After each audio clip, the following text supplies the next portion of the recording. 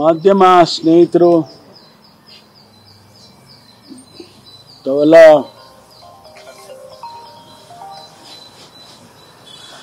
ಬಹಳ ಹೊತ್ತಿನಿಂದ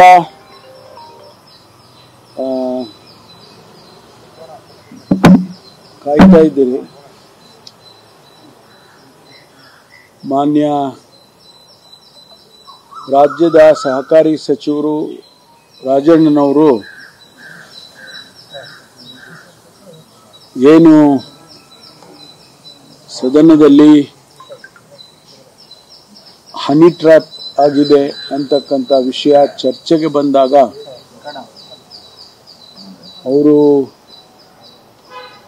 ನನ್ನ ಮೇಲೂ ಕೂಡ ಪ್ರಯತ್ನ ಆಗಿದೆ.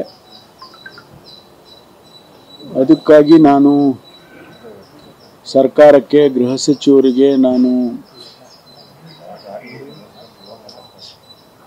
ಮನವಿಯನ್ನು ಕೊಡ್ತೇನೆ, ಅದಕ್ಕೆ ಕ್ರಮ ತಗೋಬೇಕು ಅಂತ ಹೇಳಿ ಅವರು ಪ್ರಸ್ತಾಪ ಮಾಡಿದಾಗ, ಅಭಿ ಪಾರ್ಟ್ನರ್ಶಿಪ್ ಫರ್ಮ್ ಸ್ಟಾರ್ಟ್ ಮಾಡಬೇಕಾ ಅಥವಾ ಪ್ರೈವೇಟ್ ಲಿಮಿಟೆಡ್ ಕಂಪನಿ ಸ್ಟಾರ್ಟ್ ಮಾಡಬೇಕಾ? ಕನ್ಫ್ಯೂಷನ್ ಯಾಕೆ? ಒಬ್ಬ ಎಕ್ಸ್ಪರ್ಟ್ ಜೊತೆ ಮಾತಾಡು. ಎಕ್ಸ್ಪರ್ಟಾ? ಎಲ್ಲಿ? Boss Vala. Boss Vala, B the boss.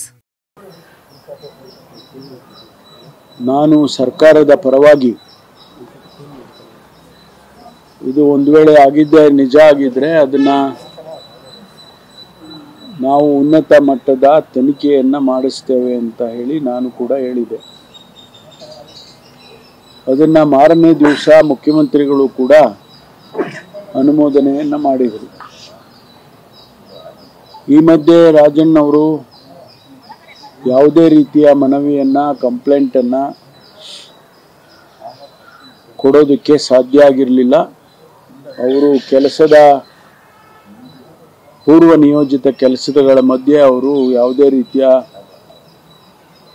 Representation ಅನ್ನ ಕೊಡೋದಕ್ಕೆ ಸಾಧ್ಯ ಆಗಿರಲಿಲ್ಲ. ಇವತ್ತು ಅವರು ನನಗೆ ಮನವಿಯನ್ನ ಕೊಟ್ಟಿದ್ದಾರೆ. ಪ್ರಸ್ತಾಪ ವಿಧಾನಸಭೆಯಲ್ಲಿ ಪ್ರಸ್ತಾಪಿಸಿದಂತೆ ಅವರು ಮನವಿಯನ್ನ ಕೊಟ್ಟಿದ್ದಾರೆ. ಈ ಮನವಿಯನ್ನ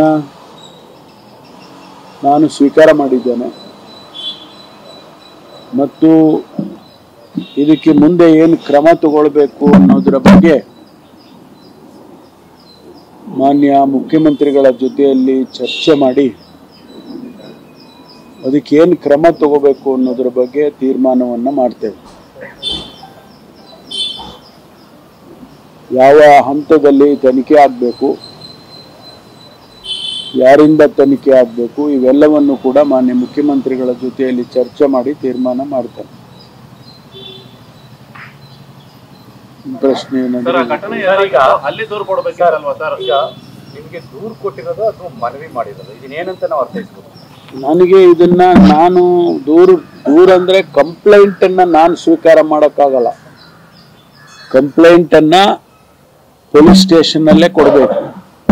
ಇದನ್ನ ಮನವಿ ಅಥವಾ ರೆಪ್ರೆಸೆಂಟೇಷನ್ ಅಂತ ಹೇಳಿ ಪರಿಗಣಿಸಬಹುದು.